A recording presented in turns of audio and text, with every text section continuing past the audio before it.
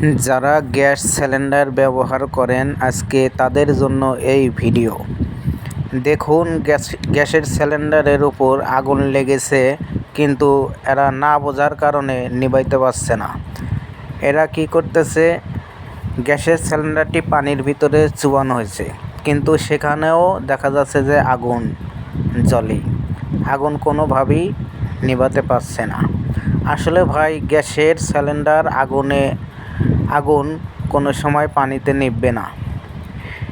এটা নিভানোর জন্য আজকে পুরো ভিডিও দেখুন, দেখলে অবশ্যই বুঝতে পারবেন।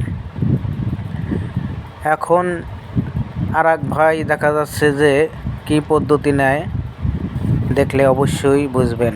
সে একটা পরামর্শ দিচ্ছে যে তোমরা গামছা বা পাটের ছালা নিয়ে আসো। সে দেখা যাচ্ছে যে একটা গামছা বা লুঙ্গি ভিজিয়ে নিয়ে আসলো, একটা তেনা নিয়ে আসলো ভিজিয়ে।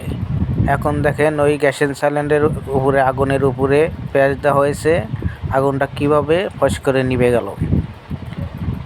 এরকমভাবেই গ্যাসের সিলিন্ডারের আগুন লাগলে নিভাইতে হয়।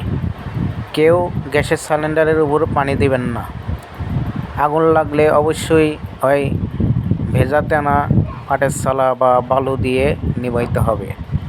ভিডিওটি যদি আপনাদের কাছে ভালো লেগে থাকে অবশ্যই ভিডিওটি শেয়ার করে দিবেন।